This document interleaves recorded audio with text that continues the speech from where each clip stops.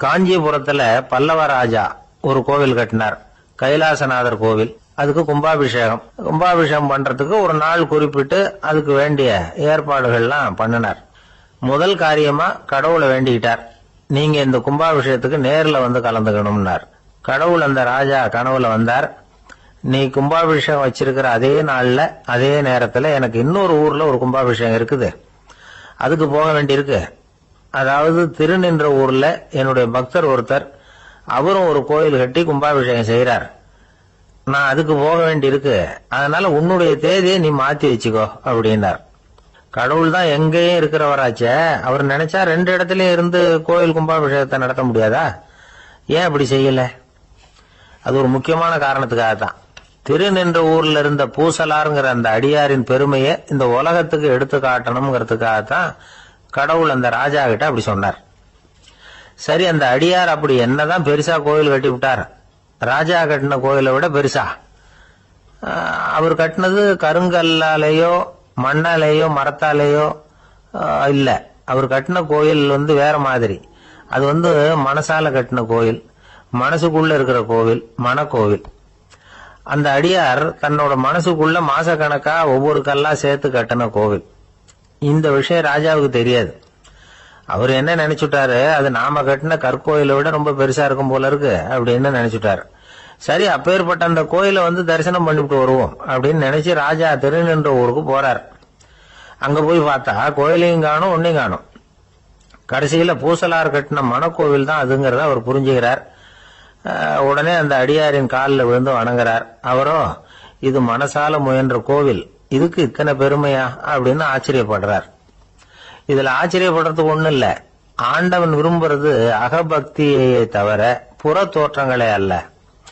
இத நாம புரிஞ்சுக்கிட்டோம்னா நமக்குள்ள எந்த வேறுபாடுகளும் வர்றதுக்கு வழியே இல்லை. இன்னொரு ராஜா இருந்தார். அவரு ஆண்டவனுக்கு படைக்கிறதுக்காக ஒரு தார் நல்ல செவ்வாழை பழமா எடுத்துக்கிட்டு போகணும்னு நினைச்சார். அதனால முத நாளே அதை வாங்கிட்டு வர சொன்னார் வேலைக்காரங்கிட்ட. வேலைக்காரன் போனா கடத்தெருவில் ஒரு தார் பழம் வாங்கினா, வர்ற வழியில அவன் குடிசை. அப்படியே எட்டி பார்த்துட்டு போவோமேன்னு நினைச்சான். போனான். அங்க இவனோட குழந்தை பாவம் பசியால கத்திட்டு இருக்கு. இவன் பார்த்தான், இவ்வளவு பெரிய தாரில் ஒரு 2 பழம் எடுத்தா தெரியவா போகுது அப்படின்னு நினைச்சு ஒரு 2 பழத்தை பிச்சு அந்த குழந்தைகிட்ட கொடுத்தான். அது அதை வாங்கி வயிறார சாப்பிட்டது, பசி அடங்குச்சு, விளையாட போட்டுது. இவன் அதுக்கப்புறம் வாழைப்பழத்தை எடுத்துக்கிட்டு அரண்மனைக்கு வந்தான். 2 பழம் பிச்சிருக்கிறது ராஜாவுக்கு தெரிஞ்சு போச்சு. இவன் உண்மையை சொல்லிவிட்டான். உடனே ராஜா, கடவுளுக்கு படைக்க வேண்டிய பொருளை குழந்தை எச்சில் பண்ண விட்டுருக்கியே அப்படின்னு சொல்லி அவனை கட்டி வச்சு சாட்டையால் அடிச்சார் பாவம். மறுநாள் பழத்தை கோயிலுக்கு எடுத்துட்டு போனார். கடவுள் முன்னாடி வச்சார். கடவுள் கண்ணை திறந்து பார்த்தார், பழம்லாம் அழுகி இருக்குது. என்ன இது அழுகி போன பழம் அப்படின்னார். ராஜா முழிச்சார். நல்லா தானே இருந்தது அப்படின்னு நினைச்சார். அப்போ கடவுள் அந்த ராஜா கிட்ட சொன்னாராம், இத பார்ப்பா, இந்த தாரில் 2 பழம் தான் நல்ல பழம், அந்த 2 பழங்களையும் நேத்துக்கே நான் சாப்பிட்டு விட்டேன் அப்படின்னாராம். அப்பதான் ராஜாவுக்கு புரிஞ்சுது, ஏழை குழந்தையின் பசியை தீர்க்கறதுக்காக உதவுன அந்த 2 பழம் தான் இறைவன் சாப்பிட்ட பழம்னு. இறைவன் இருக்கிற இடம் எது? இதுதான். இமயமலை அடிவாரத்துல ஒரு மடம். அங்க ஒரு சன்னியாசி இருந்தார். அவர்கிட்ட ஒருத்தர் வந்தார். சுவாமி, ஆசைய உதற நினைக்கிறேன், முடியல, ஊட்டிக்கிட்டே வருது அப்படின்னாராம். இப்படி உட்கார, ஒரு கதை சொல்றேன் அப்படின்னு சொல்லி அவர் சொல்ல ஆரம்பிச்சாராம். அவர் சொன்ன கதை என்னன்னா, ஒரு ஊர்ல ஒரு ஆள் இருந்தான். அவன் பேரு குப்புசாமி. அவன்கிட்ட எப்பவும் ஒரு பழைய தொப்பி இருக்கும், விடவே மாட்டான். அதனால அவனை எல்லாரும் தொப்பி சாமி அப்படின்னு தான் கூப்பிடுறது வழக்கம். ஒரு புது தொப்பி வாங்கிக்கப்படாதாப்பா அப்படின்னு நண்பர்கள்லாம் சொல்லி பார்த்தாங்க. பணத்துக்கு எங்க போவேன் அப்படின்னு விட்டானா. பணம் வச்சிருக்கான், செலவு பண்ண மனசு வரல, மகா கஞ்சன். பழைய பாட்டில்கள்லாம் வாங்கி வித்துக்கிட்டு இருந்தான். அப்படி ஒரு தடவை பழைய கண்ணாடி சாமான்களை ஏலத்தில் எடுத்தப்போ அதுல ஒரு அருமையான சென்ட் பாட்டில் கிடைச்சது. உடனே ஒரு ஐடியா பண்ணான். அந்த சென்ட்டை சின்ன சின்ன பாட்டில்கள்ல அடைச்சி ஜன்னல் ஓரமா அடுக்கி வச்சுட்டான். அதை வித்தா நிறைய பணம் கிடைக்குமே, அதனால. இதுக்கு இடையில ஒரு நாள் அவன் அப்படியே உட்காந்துருந்தான். அந்த நேரம் நண்பன் வந்தான். ஏண்டா, உன் பழைய தொப்பிய மாத்தப்படாதா? ஊர்ல எல்லாரும் கேலி பேசுறாங்களே உன்னை தொப்பி சாமின்னு அப்படின்னு சொல்லி கேட்டிருக்கான். இந்த சென்ட் பாட்டில் வித்ததும் பணம் வரும், அதுக்கப்புறம் பார்க்கலாம் அப்படின்னு நானா இவன். சரி வா, நீச்சல் குளத்துக்கு போயிட்டு வருவோம் அப்படின்னு கூப்பிட்டுருக்கான் நண்பன். 2 பேரும் போனாங்க. அதே நேரம் அந்த ஊர் நீதிபதியும் அங்க குளிக்க வந்தாராம். அவர்கிட்ட இருந்தது விலை வசந்த ஒரு புது தொப்பி. அதை அங்க இருந்த ஸ்டாண்ட்ல மாட்டிவிட்டு குளிக்க போனார். இதுக்கிடையில குப்புசாமி குளிச்சுட்டு வந்தான். அவனுடைய பழைய தொப்பியை காணல. அந்த புது தொப்பியை பார்த்தா இது நண்பனுடைய வேலை தான் அப்படிங்கறதாக புரிஞ்சுக்கிட்டு அதை எடுத்து மாட்டிட்டு வந்துட்டான். நீதிபதி குளிச்சுட்டு வந்து பாக்குறாரு, தொப்பியை காணும். போலீஸ்ல புகார் கொடுத்தார். அவங்க வந்து தேடினாங்க. ஒரு மூலையில பழைய தொப்பி கிடைச்சது. அடடா, இது நம்ம குப்புசாமியோட தொப்பி இல்லையா அப்படின்னு நானா ஒருத்தன். உடனே அவன் வீட்டுக்கு தேடிட்டு போயிருக்காங்க. அங்க போய் பார்த்தா புது தொப்பி அங்க இருக்குது. உடனே அவனுக்கு 1000 ரூபாய் அபராதம் போட்டாங்களாம். அவன் பணத்தை கட்டிவிட்டு ரொம்ப எரிச்சலோட வீட்டுக்கு வந்தான். பழைய தொப்பி கண்ணுல பட்டது. மறுபடியும் உன்னால தானே எனக்கு 1000 ரூபாய் நஷ்டம் அப்படின்னு சொல்லி அதை எடுத்துக்கிட்டு அப்படி போயிருக்கான். அந்த ஊர் குளத்துல வீசி எரிஞ்சிட்டு வந்துட்டான். அது மீன் பிடிக்கிற ஒருத்தன் கையில சிக்கிச்சு. அவன் வர்ற வழியில அதை எடுத்து வேகமா வீசி எறிஞ்சான். அது நேரா குப்புசாமி வீட்டு ஜன்னல் வழியா உள்ள வந்து இந்த சென்ட்டு பாட்டில்கள் மேல விழுந்து எல்லாம் உடஞ்சி நொறுங்கி போச்சு. குப்புசாமி பார்த்தான். தோட்டத்துல ஆழமா ஒரு குழியை வெட்டினான். அந்த தொப்பியை போட்டான், மூடிவிட்டான். இதை அடுத்த வீட்டுக்காரன் பார்த்தான். ஏதோ புதையல் தான் வச்சிருக்கான் போல இருக்குன்னு நினைச்சான். போலீஸ்ல போய் புகார் கொடுத்துட்டான். மறுபடியும் போலீஸ் குழியை தோண்டினாங்க. பழைய தொப்பி மறுபடியும் வெளியில வந்தது. எல்லாரும் சிரிக்கிறாங்க. அன்னைக்கு ராத்திரியே அந்த தொப்பியை எடுத்துக்கிட்டு நேரா புறப்பட்டான்.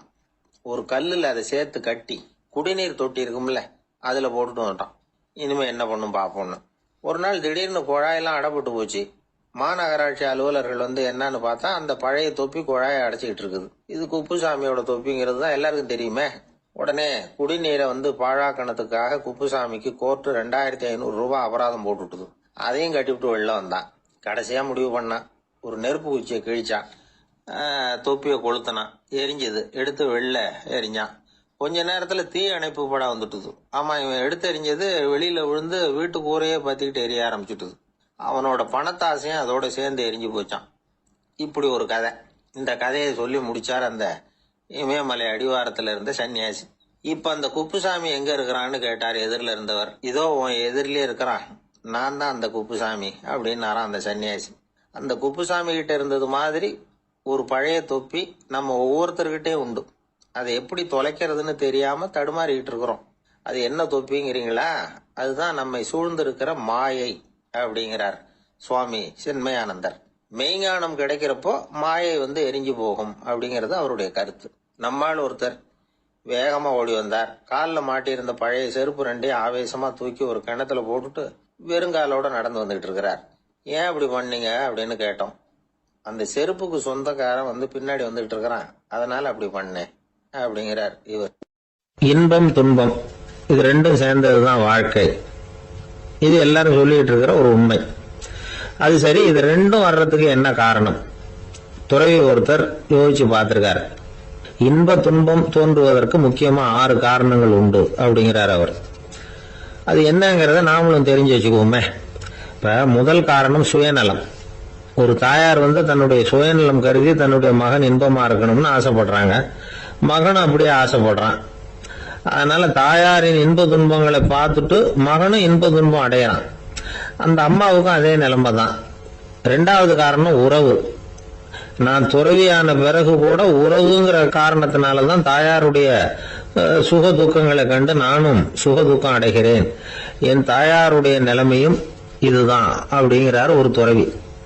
3வது காரணம் என்னன்னா அறிமுகம். எனக்கு அறிமுகமான ஒருத்தரை ரயில் நிலையத்துல சந்திக்கிறேன். அவர் தன்னுடைய பணப்பையை எங்கேயோ தொலைச்சு விட்டு வருத்தப்பட்டு இருக்கிறார். நானும் வருத்தப்படுறேன். அந்த சமயத்துல யாரோ ஒருத்தர் இதுதானே அவங்க பணப்பை அப்படின்னு சொல்லி கொண்டாந்து நீட்டுறார். பணப்பைய தொலைச்சவர் சந்தோஷப்படுறார், நானும் சந்தோஷப்படுறேன். இது அந்த துறவி சொல்ற அனுபவம். 4வது காரணம் என்னன்னா கருணை.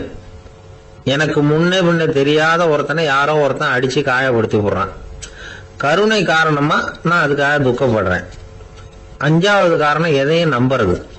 ஒரு பசுமாட்டை ஒரு முரணை அடிச்சுட்டு இருக்கிறான் அப்படின்னு ஒருத்தர் வந்து நம்மகிட்ட சொல்றாருன்னு வைங்க, உடனே நான் துக்கப்படுறேன். இன்னொருத்தர் வந்து அந்த முரணனை போலீஸ்காரங்க புடிச்சிட்டு போயிட்டாங்கன்னு சொல்லி சொல்றாரு, நான் உடனே சந்தோஷப்படுறேன். 3வதா ஒருத்தர் வந்து முதல் 2 பேரும் சொன்னது பொய்யுங்கிறார். அப்ப நான் இன்ப துன்பம் ரெண்டுமே இல்லாம நிம்மதியா இருக்கிறேன். இது ஒரு விதம். அடுத்தது 6வது காரணம் என்னன்னா தன்மயமாகுதல். ஒரு நாவல் படிச்சுக்கிட்டு இருக்கிறோம், அதுல வர்ற பாத்திரங்களோட நாம ஒன்றி போயிடுறோம். அதுல வர்ற பாத்திரங்கள் சிரிச்சுன்னா நாமளும் சிரிக்கிறோம், அது அழுதுன்னா நாமளும் அழறோம். அதெல்லாம் அந்த துறவி சொல்ற அனுபவ உண்மைகள். இன்ப துன்பம் ரெண்டும் தோன்றுவதற்கு சுயநலம், உறவு, அறிமுகம், கருணை, எதையும் நம்புறது, தன்மயமாகிறது, இது எல்லாம் தான் முக்கிய காரணம் அப்படின்னு அவர் சொல்றார். ஆக கூடி ஒட்டு மொத்தமா யோசனை பண்ணி பார்த்தா பிற பொருள்கள் மீது பற்றுதல் காரணமா தான் நாம இன்ப துன்பம் அடையிறோம் அப்படிங்கறத புரிஞ்சுக்க முடியுது. மனுஷன் இன்ப துன்பம் அடையறதுக்கு 7வது காரணம் கூட ஒண்ணு உண்டு அப்படின்னு சொல்லிட்டே வந்தார் ஒருத்தர். அது என்ன அப்படின்னு கேட்டோம். அதுதான் சார் நீங்க சொல்லிட்டு வர்ற இன்று ஒரு தகவல்னார். எப்படி சொல்றீங்கன்னு கேட்டோம். இன்று ஒரு தகவல் கேட்க ஆரம்பிக்கிறப்போ மனசுல இன்பம், ஆரம்பிச்ச உடனே இது ஏற்கனவே கேட்ட சமாச்சாரமாச்சே அப்படின்னு நினைக்கிறப்போ துன்பம் அப்படின்னு அதுக்கு ஒரு விளக்கம் கொடுத்தார். ஒரு ஆள் இருந்தார். அவரு தன்னை ஒரு குருன்னு சொல்லிக்கிட்டார். மௌன குரு, வாயே திறக்கிறது இல்ல. அவருக்கு 2 சீடர்கள் உண்டு. இவங்க தான் வர்றவங்க கிட்ட பேசுவாங்க, விளக்கம் கொடுப்பாங்க. ஒரு நாள் இந்த சீடர்கள் 2 பேரும் எங்கேயோ வெளியில போயிட்டாங்க. அந்த நேரம் பார்த்து ஒருத்தர் அங்க வந்தார். குரு கிட்ட போனார். குருவே, புத்தர்னா என்னன்னு கேட்டார். குருவுக்கு ஒன்னும் புரியல. அவர் உண்மையான குருவா இருந்தாவில புரியும். அவர் திருன்னு முழிக்க ஆரம்பிச்சுட்டார். இந்த நேரம் பார்த்து இந்த சீடர்கள் எங்கேயோ போயிட்டாங்களே, என்ன பண்றது, உதவிக்கு யாராவது கிடைக்க மாட்டாங்களா அப்படின்னு அப்படியே சுத்தி பாக்குறார். அங்க பாக்குறார். வந்தவர் இதை கவனிச்சார். ஏதோ புரிஞ்சுக்கிட்ட ஒரு மாதிரி அடுத்த கேள்வி கேட்டார். தர்மம்னா என்ன சுவாமின்னார். குருவுக்கு ரொம்ப சங்கடமா போச்சு. நம்ம நிலைமை இப்படி ஆயிட்டுதே, இக்கட்ல மாட்டிக்கிட்டோமே அப்படின்னு நினைச்சபடியே விட்டத்தை பார்த்தார். அப்புறம் குனிஞ்சு தரைய பார்த்தார். அப்படியே உட்காந்துக்கிட்டார். வந்தவர் உடனே அடுத்த கேள்விக்கு போயிட்டார். தியானம்னா என்ன சுவாமின்னார். பாவம் என்ன பண்ணுவார் அந்த குரு, பேசாம கண்ணை கெட்டியா மூடிக்கிட்டார். இது ஏதடா வம்பா போச்சுன்னு. இவர் இப்படி பண்ணா கூட வந்தவர் சளைக்கல. இன்னொரு கேள்வியும் கேட்டார். ஆசீர்வாதம்னா என்ன அப்படின்னார்.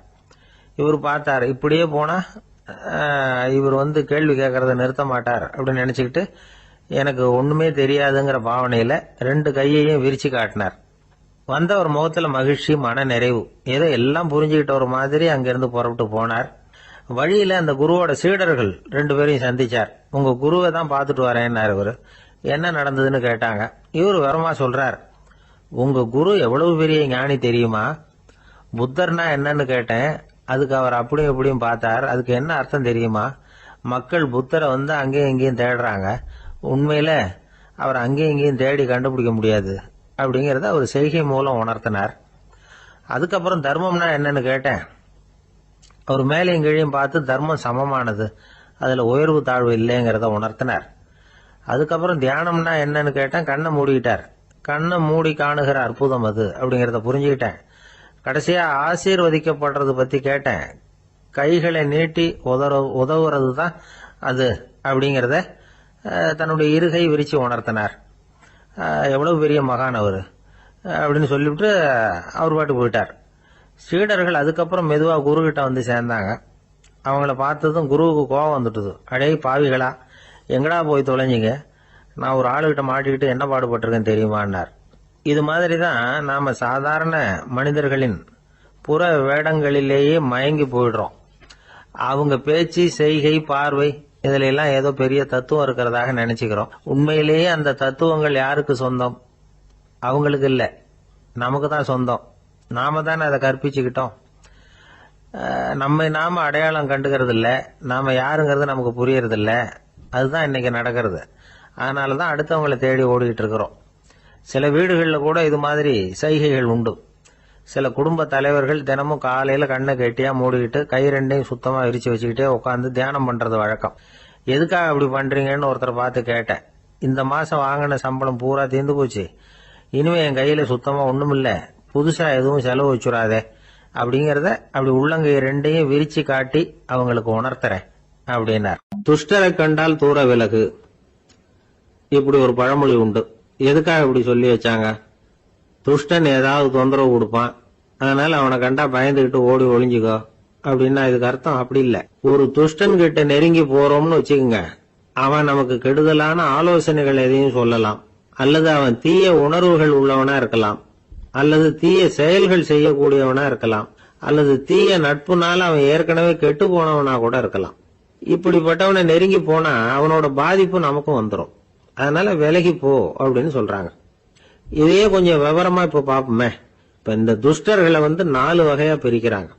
இந்த 4 வகைக்கும் உதாரணம் வேணும்னா வேற எங்கேயும் போக வேண்டியதில்லை, மகாபாரதத்தை பார்த்தாவே போதும். அதுல இந்த 4 வகையான தீயோரும் வர்றாங்க. முதல் வகைக்கு உதாரணம் சகுனி. இவன் மனசுல எப்பவும் தீய எண்ணங்கள் தான் நிறைஞ்சி இருக்கும். கனவுல கூட தீய ஆலோசனைகள். யாராவது ஒருத்தர் நல்லபடியா வாழ்ந்தா அதை இவனால சகிச்சுக்க முடியாது. இப்படிப்பட்டவனோட நெருங்கிய தொடர்பு துரியோதனனுக்கு கிடைச்சது. துரியோதனன் எப்படின்னா அவன் ஏற்கனவே தீய காரியங்கள் செய்யறதுக்கு தயங்காதவன். அப்படிப்பட்டவனுக்கு தீய போதனைகள் செய்யறதுக்கு சகுனி உதவுனா. இந்த 2 பேரோட சகவாசம் இன்னொருத்தனுக்கு கிடைச்சது. அவன் யாருன்னா துச்சாதனன். அவன் தீய நடத்தை உள்ளவன். இந்த 3 பேரும் ஒண்ணு சேர்ந்தா என்னத்துக்கு ஆகும்? உலகமே கெட்டு போடும்ல. இந்த 3 துஷ்டர்களோட நல்லவன் ஒருத்தன் வந்து சேர்ந்தான். அவன் தான் கர்ணன். கர்ணன் இயல்பாவே உத்தம குணம் உள்ளவன். அவன் நல்லவங்களோட சேராம இப்படிப்பட்ட கெட்டவங்க கிட்ட நட்பு வச்சுக்கிட்டான். அதனால அவனும் தீய செயல்கள்ல ஈடுபடுறது மாதிரி ஆயிடுது. துரியோதனனுடைய நண்பனா அவனுடைய ஆதரவுல வளர்ந்ததுனால அவனுக்கு துணையா இருக்க வேண்டி இருக்குது அப்படின்னா. நட்பு உரிமையினால உதவி புரிய வேண்டியது சரிதான், அது தப்புன்னு சொல்ல முடியாது. இருந்தாலும் தீய செயல்களுக்கு உதவி செய்யறது சரியில்லை. புத்தி பலம் புஜ பலம் எல்லாம் இருந்தா கூட தெய்வ பலம் இல்லைன்னா ஜெயிக்க முடியாது. கர்ணன் மகா வீரன். இருந்தாலும் கடைசியில் அவன் கதி என்னாச்சு? அவங்ககிட்ட எல்லா நல்ல குணங்களும் இருந்தது. இருந்தாலும் ஏன் இப்படி ஆச்சு? தீயவர்களுடைய சேர்க்கை தான் காரணம். அவங்களோட சேர்ந்ததுனால இவனையும் அப்படியே நினைக்க ஆரம்பிச்சுட்டாங்கல்ல. 4 வகை துஷ்டர்கள்ல இவனும் ஒரு வகை அப்படின்னு சொல்ல ஆரம்பிச்சுட்டாங்க. அதாவது தீய ஆலோசனைக்கு சகுனி, தீய உணர்வுகளுக்கு துரியோதனன், தீய செய்கைக்கு துச்சாதனன், தீய நட்புக்கு கர்ணன். இப்படி உதாரணம் ஆயிட்டான். அதனாலதான் துஷ்டரை கண்டால் தூர விலகு அப்படின்னு சொன்னாங்க. அது புராண காலம். இப்பெல்லாம் நிலைமை கொஞ்சம் வேற விதமா இருக்குது. அன்னைக்கு ஒரு நாள் அப்படிதான் ஒரு காட்டு பாதையில யாரோ ஒருத்தர் அடிபட்டு கிடந்தார். யாரோ ஒரு துஷ்டன் அவனை அடிச்சு போட்டுட்டு போயிட்டான் போல இருக்கு. அந்த வழியா போன ஒருத்தர் பரிதாபப்பட்டு அவனை போய் தூக்குனார். ஆறுதல் சொன்னார், இத பாருங்க, இந்த வழியா எப்பவும் தனியா வரக்கூடாது. ஏன்னா இங்க ஒரு ரவுடி இருந்துகிட்டு வர்றவங்க போறவங்களை எல்லாம் வழிப்பறி பண்ணிட்டு இருக்கிறதா கேள்விப்பட்டிருக்கிறேன் அப்படின்னாராம். இனிமே அப்படி கேள்விப்பட மாட்டீங்க அப்படின்னு அந்த ஆளு. ஏன்னு கேட்டிருக்காரு இவர். அவன் சொல்லியிருக்கான், நான் தான் சார் அந்த ரவுடி. இந்த வழியா போனவங்க கிட்ட தகராறு பண்ணேன். அவங்க தான் என்ன இப்படி அடிச்சு போட்டு என்கிட்ட இருந்த பணத்தை எல்லாம் புடிங்கிட்டு போட்டாங்க சார். காலம் ரொம்ப கெட்டு போச்சு அப்படின்னு நானா ரொம்ப பரிதாபமா. ஒருத்தன் வேகமா ஓடி வந்தான். ஏப்பா அப்படி தலை தெறிக்க ஓடி வர்றேன்னு கேட்டேன். பின்னாடி துரத்திக்கிட்டு வருது சார் அப்படின்னா. ஏதாவது நாய் துரத்திக்கிட்டு வருது போல இருக்கு அப்படின்னு நினைச்சு அவனுக்கு பின்னாடி பாக்குறேன். கண்ணு கேட்டின தூரம் வரைக்கும் எதுவுமே தெரியல. ஏன்பா எதுவும் உன்னை துரத்துறது மாதிரி தெரியலையே என்ன?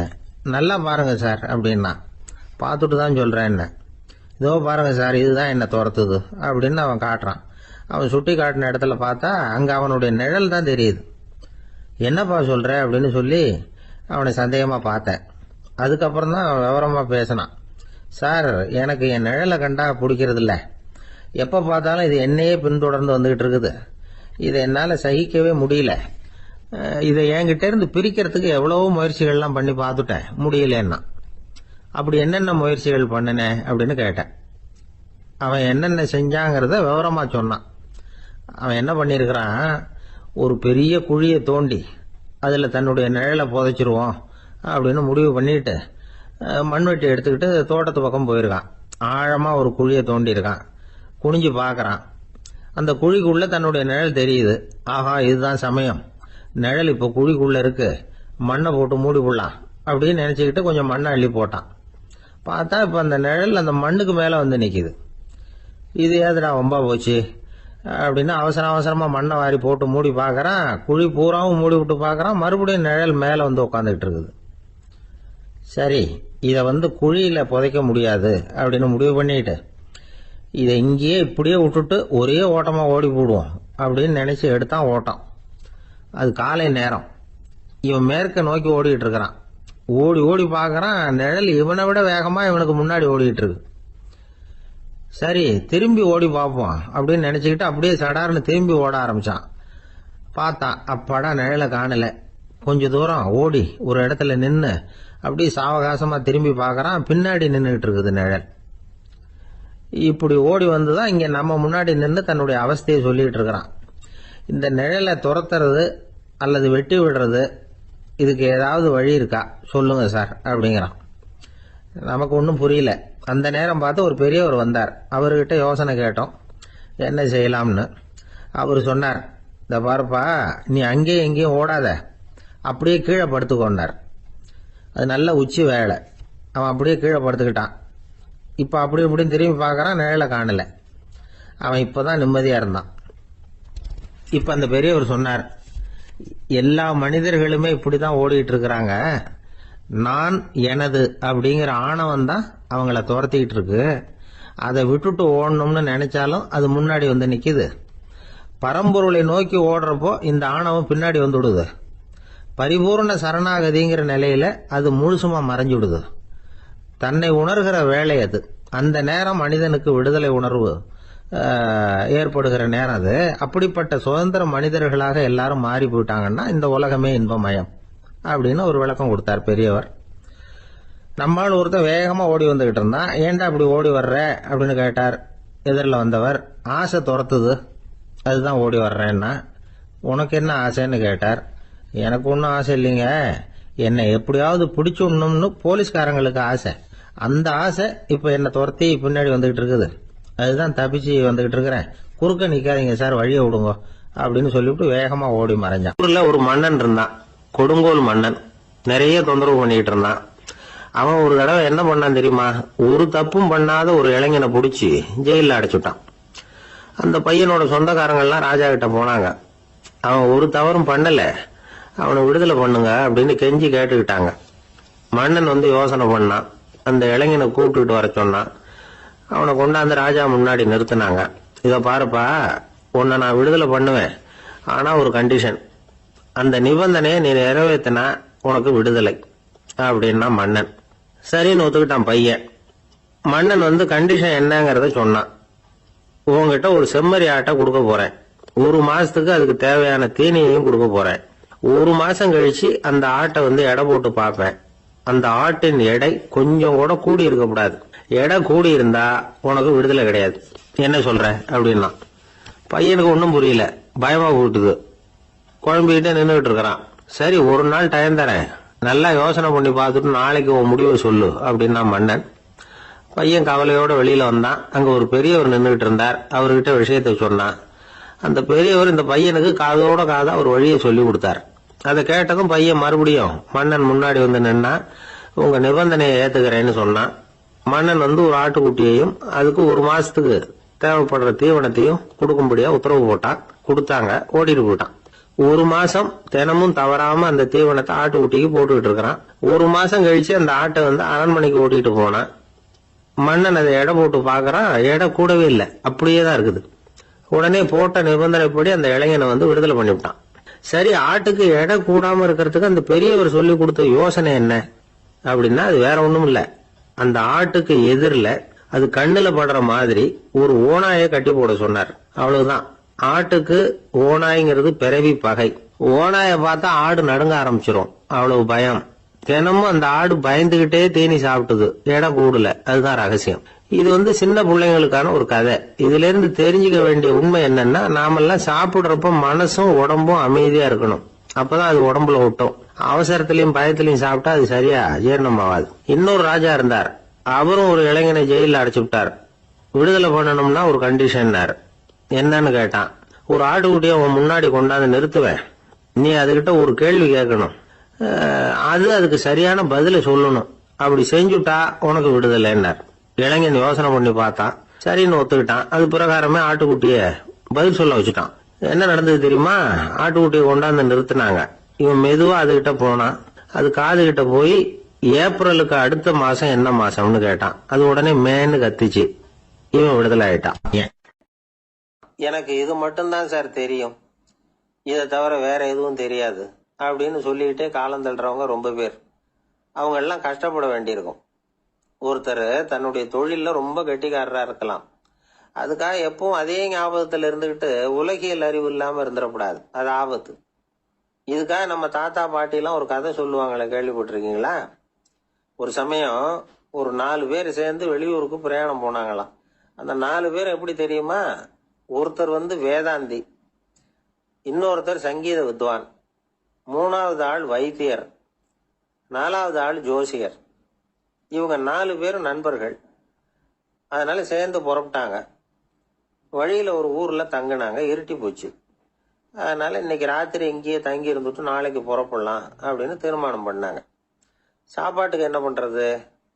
அங்கேயே கடத்தருவுக்கு போய் சாமான்லாம் வாங்கியாந்து சமைச்சு சாப்பிடலாம்னு முடிவு பண்ணாங்க. 4 பேர் இருக்கிறதுனால ஆளுக்கு ஒரு காரியமா செய்யலாம் அப்படின்னு வேலையை பிரிச்சுக்கிட்டாங்க.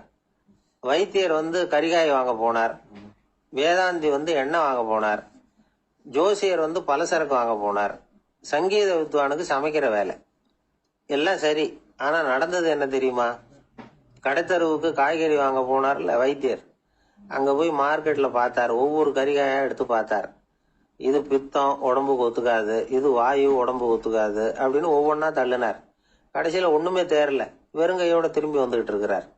எண்ணெய் வாங்க போனார வேதாந்தி, அவரு ஒரு தொன்னையில எண்ணெயை வாங்கினார். பேசாம அதை எடுத்துட்டு வர வேண்டியது தானே, முடியல. அவருடைய வேதாந்த மூளை சிந்திக்க ஆரம்பிச்சுட்டுது. இந்த தொன்னைக்கு எண்ணெய் ஆதாரமா அல்லது எண்ணெய்க்கு தொன்னை ஆதாரமா அப்படிங்கிற ஆராய்ச்சியில இறங்கினார். என்னாச்சு தெரியுமா? அப்படி கவுத்து பார்த்தார். வாங்கின எண்ணெய் பூராவையும் வழியில கொட்டிவிட்டு வெறும் தொன்னையோட சேர்ந்தார். பலசரக்கு வாங்க போனார ஜோசியர், அவரு ஒரு வழியில பார்த்தாரு. வழியில வந்தவங்களெல்லாம் அங்கங்க ஒரு மரத்தடியில உட்கார வச்சு அவங்களுக்கெல்லாம் ஆர்வம் சொல்ல ஆரம்பிச்சுட்டார். அப்படி ஒவ்வொருத்தரா சொல்லி முடிச்சுட்டு கடத்தருக்கு போய் சேர்ந்தாரு. இவர் அங்க போய் சேர்றதுக்குள்ள ரொம்ப நேரம் ஆயிட்டுது. கடையெல்லாம் பூட்டி விட்டு போயிட்டாங்க. என்ன செய்யறது? அவரும் வெறுங்கையோட திரும்பி சேர்ந்தார். சரி, இவங்க கதை தான் இப்படி ஆச்சு. அங்க சமைக்கிறதுக்காக உட்கார்ந்து இருந்தாரு சங்கீத வித்வான். அவரு கதை என்னாச்சு தெரியுமா? அங்க அவர் அடுப்பை பத்த வச்சு ஒலைய கொதிக்க வச்சார். அதாவது ஒரு பானையில தண்ணியை ஊத்தி அடுப்புல வச்சார். அது கொதிக்க ஆரம்பிச்சது.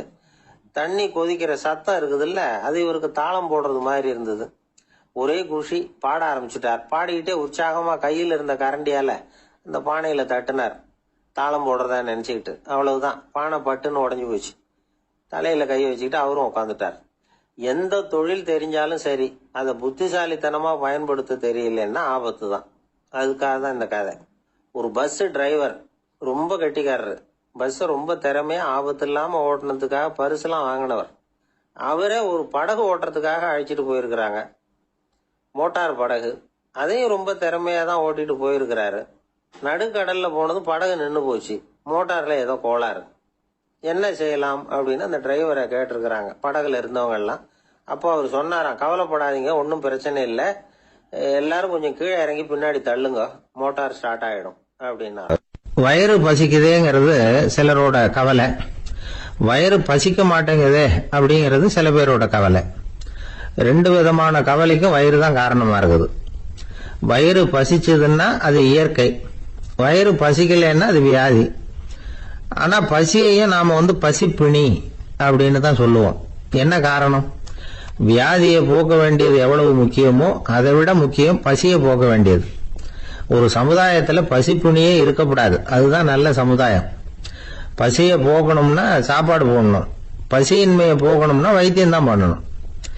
இது சம்பந்தமா எவ்வளவோ ஆராய்ச்சிகள் நடக்குது, நிறைய மருந்து கண்டுபிடிச்சிருக்கிறாங்க. நம்ம உடம்புல பசியை தூண்டக்கூடிய பகுதி எது, இதை முதல்ல தெரிஞ்சுக்கணும் இல்லையா? நாம சாப்பிடுற ஆகாரம் செரிக்கிறதுக்கு எது காரணம் தெரியுமா? நம்ம மூளையோட பின்பகுதி தான் அதுக்கு காரணமா இருக்குதான். மூளையின் பின்பகுதியில நரம்பு செல்களால் ஆன 2 வகையான ஆரக்சின்கள் தான் பசியை உண்டாகுது அப்படின்னு கண்டுபிடிச்சிருக்கிறாங்க. 2 ஆய்வாளர்கள் இதை கண்டுபிடிச்சிருக்காங்க. அவங்க 2 பேரும் டெக்சாஸ் பல்கலைக்கழகத்துல ஹார்வர்டு ஹக்ஸ் மருத்துவ கல்வி நிலையத்துல பணிபுரியறவங்களாம். உண்பது தேவைங்கிறது உணரப்படும் போது மூளையின் அந்த குறிப்பிட்ட பகுதி ஆரக்சின் அப்படிங்கிற ஹார்மோன்களை சுரக்கும். அது பசி உணர்வை தூண்டும் அப்படிங்கிறது தான் இந்த ஆய்வாளர்களின் கண்டுபிடிப்பு. இந்த ஆரக்சின் வேற சில உயிரினங்கள்லயும் உண்டு. இப்ப எலிகள்ல கூட இது இருக்குது. அதனால எலிகளை வச்சு இது சம்பந்தமா ஆராய்ச்சி பண்ணாங்க. எலிகள் உடம்புல ஆரக்சினை செலுத்தி பார்த்தாங்க. உடனே என்னாச்சு தெரியுமா? அந்த எலியெல்லாம் பசியால துடிக்க ஆரம்பிச்சுட்டுது. எதையாவது தின்னு பசியை தீர்த்தா போதுங்கிற அளவுக்கு அந்த எலிகள்லாம் அல்லாட ஆரம்பிச்சுட்டுது. இயல்பா சாதாரணமா அந்த எலிகள் எவ்வளவு சாப்பிடுமோ அது மாதிரி 8 முதல் 10 மடங்கு அதிகமான ஆகாரத்தை 1 மணி நேரத்துக்குள்ள சாப்பிட்டு தீர்த்துட்டுவான். சில எலிகளின் மூளையில இந்த ஆரக்சின் அளவை கட்டுப்படுத்தி பார்த்திருக்கிறாங்க. உடனே என்னாச்சு தெரியுமா, அதெல்லாம் சாப்பாட்டை கண்டா முகத்தை திருப்பிட்டு போக ஆரம்பிச்சுட்டுதான். அந்த எலிகளுக்கு பசி எடுக்கலையா. இந்த ஆராய்ச்சியின் அடிப்படையில பசி எடுக்காமல் இருக்கிற மனிதர்களுக்கும் பசியை தூண்ட முடியும் அப்படின்னு சொல்லி ஆராய்ச்சியாளர்கள் தெரிவிச்சிருக்கிறாங்க. ஆக ஆரக்சின் தான் பசிக்கு காரணம்ங்கிறது தெரிஞ்சு போச்சு. சரி, இந்த ஆரக்சின் அப்படின்னா என்ன? அது ஒரு கிரேக்க சொல். அதுக்கு பசின்னு அர்த்தம். நம்ம ஆளுங்களுக்கெல்லாம் பசியை தூண்டுறதுக்கு மருந்து தேவையில்லை, பசியை குறைக்கிறதுக்கு தான் மருந்து தேவை.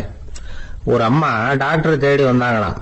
டாக்டர், எங்க வீட்டுக்காரருக்கு திடீர்னு அகோர பசி, நிறைய சமைச்சு போடுறேன், அவ்வளவையும் சாப்பிட்டுட்டு கீழே கிடக்கிற குப்பை கூலங்களையும் எடுத்து சாப்பிட ஆரம்பிச்சுடுறார், என்னன்னு கவனிச்சு பாருங்க அப்படின்னாங்களாம்.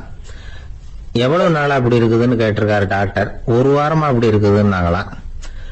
இவ்வளவு நாளா ஏன் சும்மா இருந்தீங்க, ஆரம்பத்திலேயே இங்க அழைச்சிட்டு வர வேண்டியது தானே அப்படின்னாராம் டாக்டர். அது ஒண்ணும் இல்ல டாக்டர், வீடு பூரா சுத்தமாகட்டுமேன்னு பாத்துக்கிட்டு இருந்தேன் அப்படின்னாங்களாம் அந்த அம்மா. ஒரு பெரிய அரசன் இந்த உலகம் பூராவையும் ஆண்டுகிட்டு இருந்தான். ரொம்ப காலம் அப்படி அரசாட்சி பண்ணிக்கிட்டு இருந்தான். திடீர்னு அவனுக்கும் சில எதிரிகள் முளைச்சாங்க. அவங்க எல்லாம் ஒண்ணு சேர்ந்து இவனை தோற்கடிச்சுட்டாங்க. தோத்து போனதும் இவனுக்கு பயம் வந்துட்டுது, எங்க எதிரிகள் நம்ம கொன்னுடுவாங்களோ அப்படின்னு.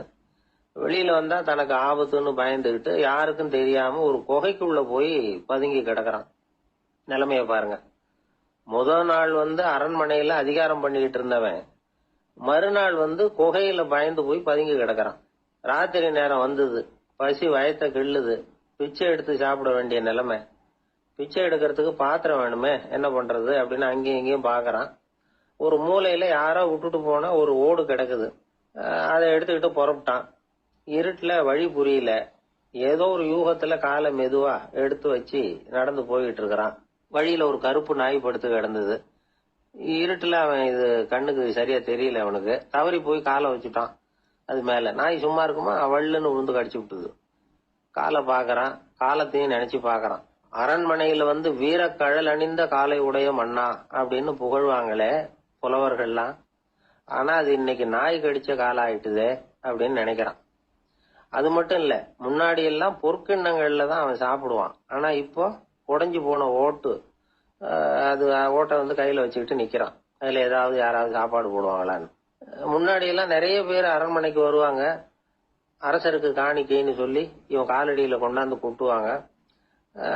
அப்போலாம் இவன் அந்த ஜனங்களுடைய முகத்தை திரும்பி கூட பாக்குறது இல்ல, ரொம்ப கர்வமா உட்கார்ந்துருப்பான். அதே ஆளு இன்னைக்கு எல்லார் கண்ணிலையும் படுறது மாதிரி பிச்சை எடுத்துக்கிட்டு இருக்கிறான். அப்போலாம் காணிக்கைகளை தன்னுடைய கையால வாங்குறது தனக்கு கௌரவ குறைச்சல்னு நினைச்சு தன்னுடைய வேலைக்காரங்களை விட்டுதான் அதை வாங்க சொல்லுவான். இப்ப பாத்தீங்கன்னா அவனே தன் கையாலேயே பிச்சை வாங்குறான். நினைச்சு பாருங்க, அந்த மனுஷன் முத நாள் அரசன், மறுநாள் பிச்சைக்காரன். எவ்வளவு வித்தியாசம். செல்வம் தான் இப்படி ஒரு வித்தியாசம் ஏற்படுறதுக்கு காரணம்.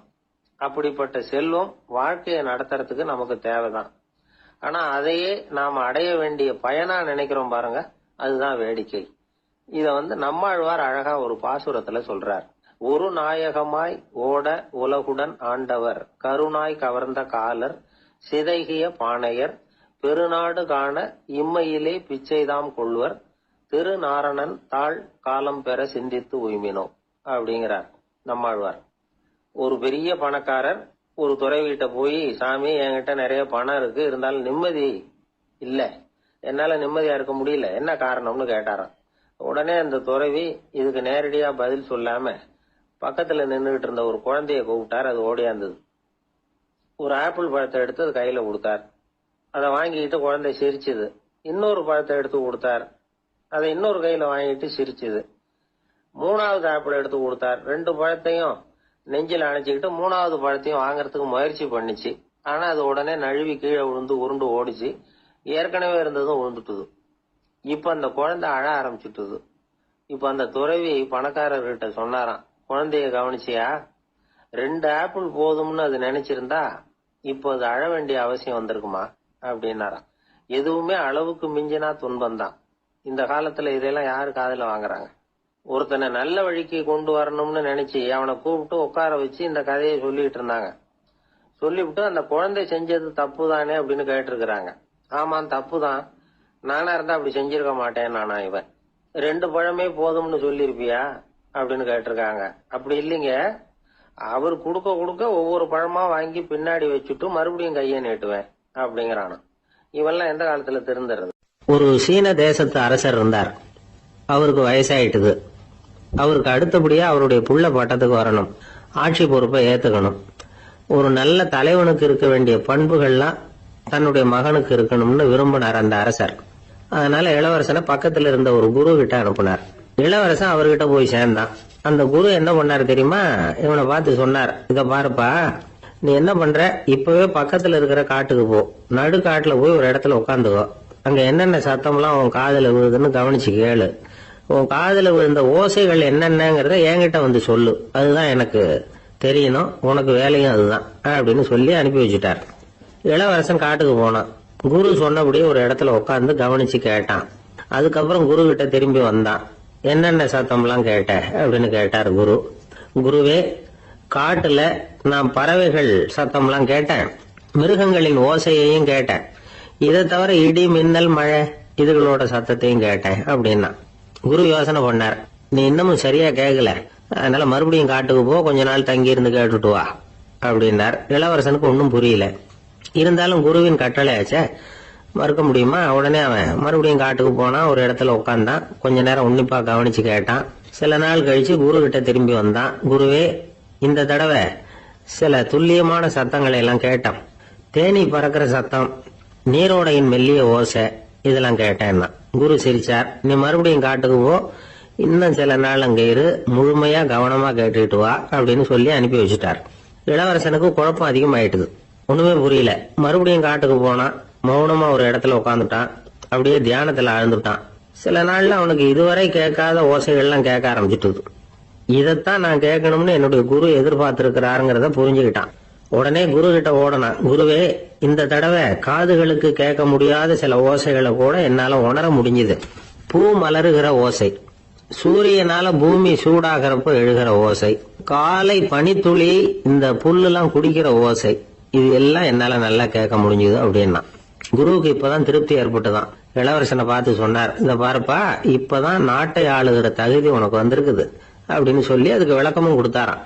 எந்த அரசன் தன்னுடைய மக்களின் எதையும் பேசுகிற மௌன மொழிய, மௌன வார்த்தைகளை கேட்கிறானோ அவன் தான் ஆள தகுதி உள்ளவன். எந்த அரசன் தன்னுடைய மக்களின் உணர்ச்சிகளை உண்மையா உணர்றானோ அவன் தான் முதன்மையான அரசன். போலி வார்த்தைகளை மட்டும் கேட்டுட்டு பல மௌன ராகங்களை காதுல வாங்கிக்காதவன் அரசனே இல்லை. எந்த நாட்டுல எப்போ ஒரு அரசன் தன்னுடைய மக்களின் உணர்ச்சிகளை கேட்க மறுக்கிறானோ அன்னையிலிருந்து அந்த நாடு அழிய தொடங்குது அப்படின்னு அர்த்தம். இதுதான் அந்த குரு இளவரசனுக்கு போதிச்சது. வாயால பேசுறத மட்டும் கேட்டு ஏமாறக்கூடாது, உணர்ச்சிகளையும் கேட்கறதுலதான் மனப்பக்குவம் உண்டாகும். மக்கள் உணர்ச்சிகளை புரிந்து கொள்ளாத அரசர்கள் நீடிச்சிருக்க முடியாது. அது மாதிரி நாடுகள்ல அடிக்கடி குழப்பம் தான் உண்டாகும். அப்படி இருந்தா அடிக்கடி ஆட்சி மாறிட்டு இருக்கும். அப்படிப்பட்ட ஒரு தேசம், அங்க ஒரு சிறைச்சாலையில 3 கைதிகள் பேசிக்கிட்டு இருந்தாங்க. ஒருத்தன் சொன்னான், நான் இந்த நாட்டு ராஜாவை எதிர்த்து பேசிக்கிட்டு இருந்தேன், அதனால என்ன புடிச்சு கொண்டாந்து இங்க போட்டுட்டாங்க அப்படின்னு ஒருத்தன். இன்னொருத்தன் சொன்னான், நான் இந்த நாட்டு ராஜாவை ஆதரிச்சு பேசிக்கிட்டு இருந்தேன், அதனால என்ன புடிச்சு கொண்டாந்து இங்க தள்ளிவிட்டாங்க அப்படின்னா.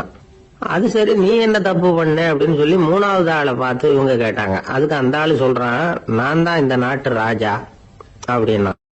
துருக்மேனியாவில் அஷ்காபாத் அப்படின்னு ஒரு நகரத்துல ஒரு புவியியல் விஞ்ஞானி இருந்தார். அவரு ஒரு நாய்க்குட்டி வளர்த்தார். ஒரு நாள் முன்னிரவு நேரம் ஒரு மேஜைக்கு முன்னாடி உட்காந்து அந்த விஞ்ஞானி ஏதோ கணக்கு போட்டுக்கிட்டு இருக்கிறார். அவருக்கு ஒரு சின்ன பெண் குழந்தை, அது தொட்டில தூங்கிட்டு இருக்குது. அந்த நாய்க்குட்டியும் ஒரு மூலையில படுத்து அது பாட்டுக்கு தூங்கிட்டு இருந்தது. ஒரே அமைதி. அந்த நேரத்தில் திடீர்னு அந்த நாய்க்குட்டி துள்ளி எழுந்திருச்சுது. நேராக குழந்தைகிட்ட ஓடிச்சு. அந்த குழந்தைய அது போட்டிருந்த ட்ரெஸ்ஸோட சேர்த்து கவ்வி தூக்குச்சு. தூக்கிக்கிட்டு வாசல் பக்கம் ஓடிச்சு. நாய்க்குட்டி குழந்தைய கவ்வி தூக்க முடியுமாங்கிற சந்தேகம் உங்களுக்கு இல்லையா? நீங்க நம்ம ஊர் நாய்க்குட்டியவே பார்த்து பழக்கப்பட்டிருக்கீங்க, அதனால நம்புறதுக்கு சிரமமா இருக்கும். அந்த ஊர்ல எல்லாம் அது ரொம்ப ஸ்ட்ராங்கா இருக்கும், ஒரு ஏதோ கண்ணுக்குட்டி மாதிரி இருக்கும். விஞ்ஞானி அதை பார்த்துட்டார். உடனே அந்த நாய்க்கு வெறி பிடிச்சிட்டுதுன்னு முடிவு பண்ணிட்டு தன்னோட கை துப்பாக்கி எடுத்துக்கிட்டு ஓடி வந்தார். அவர் வெளியில நாய்க்குட்டி எங்க அப்படின்னு பார்த்து தேடுறார். அந்த நேரத்தில் அந்த வீடு இடிஞ்சு விழுது. காரணம் பூமி அதிர்ச்சி. இப்படி பூமி அதிர்ச்சி உண்டாக போகுதுங்கிறது இந்த நாய்க்குட்டிக்கு முன்னாடியே தெரிஞ்சு போச்சு. அதுதான் குழந்தைய தூக்கிட்டு வெளியில ஓடி வந்திருக்குது. அது மூலமா அந்த குடும்பத்தையே காப்பாத்தி இருக்குது அந்த நாய்க்குட்டி. இந்த சம்பவம் நடக்கிறதுக்கு 3 நாளைக்கு முன்னாடியே சில பிராணிகளுக்கு இப்படி நடக்க போகுதுங்கிறது தெரிஞ்சிருக்குதான். ஆமா, அந்த நகரத்துல 3 நாளைக்கு முன்னாடியே பாம்பு, பல்லி இதெல்லாம் அது தங்கியிருந்த வலையை விட்டு வெளியில ஓடி வந்துட்டுது. அதே மாதிரி அங்கிருந்த புறாவெல்லாம் பறந்து போயிடுச்சான். இதே மாதிரி யுகோஸ்லோவியாவில் கூட ஒரு நகரம், அங்க ஒரு நாள் ராத்திரி ஒரு மிருக காட்சி சாலையில திடீர்னு ஒரு பெரிய கலவரம், கூச்சல், குழப்பம். அங்க இருந்த கழுதை, புலி, யானை, பறவை எல்லாம் கண்ணாபின்னான்னு கத்த ஆரம்பிச்சுட்டுது. நீர் யானை அதுக்குன்னு போடப்பட்டிருந்த தடுப்பையே தாண்டி குதிச்சு வெளியில வந்துட்டுதான். மறுநாள் தான் எல்லாருக்கும் விஷயம் புரிஞ்சுது. அடுத்த நாள் காலையில அங்க பூமி அதிர்ச்சி உண்டாயிட்டுது.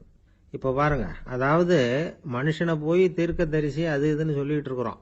இவனை விட அது பரவாயில்லைன்னு தோணுது. அதாவது மிருகங்கள் ஒன்று நடக்க போகுதுங்கிறத முன்னாடியே புரிஞ்சுக்குதே.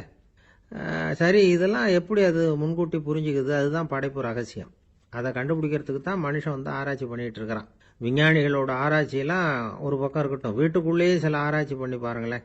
இப்ப சில யோசனை சொல்லி அதை சோதனை பண்ணி பாருங்க அப்படின்னு ஒருத்தர் சொன்னாராம்.